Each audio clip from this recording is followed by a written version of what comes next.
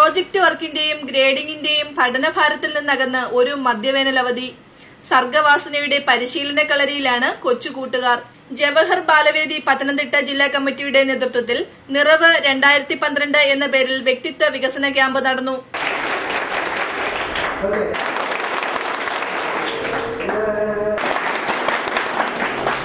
സാംസ്കാരിക കൂട്ടായ്മയുടെ സിലബസിന്റെ ലോകത്തു നിന്നും അകന്ന് ആഹ്ലാദവും ആനന്ദവും സമന്വയിപ്പിച്ചുകൊണ്ടുള്ള കുട്ടിക്കൂട്ടായ്മ.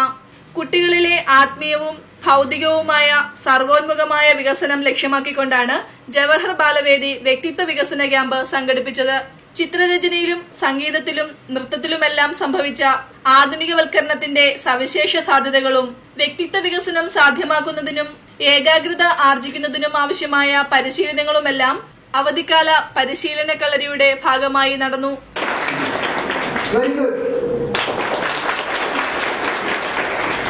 കുട്ടികളിലെ സർഗവാസന മാത്രമല്ല ഇത്തരം കൂട്ടായ്മകളിലൂടെ ഊതിക്കത്തിക്കുന്നത്.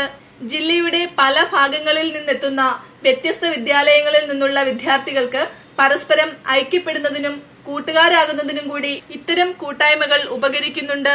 പരസ്പരം സ്നേഹിക്കാനും പങ്കുവെക്കലിലൂടെ ഐക്യപ്പെടാനും ഒരുമയുടെയും സേവനത്തിന്റെയും മഹത്വം അംഗീകരിച്ച് നന്മയുള്ളവരായി തീരാനും ഇത്തരം ക്യാമ്പുകളിലൂടെ കഴിയുന്നു.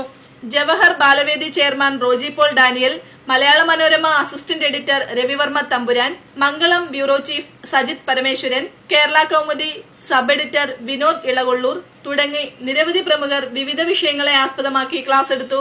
News bureau, Pathanapuram.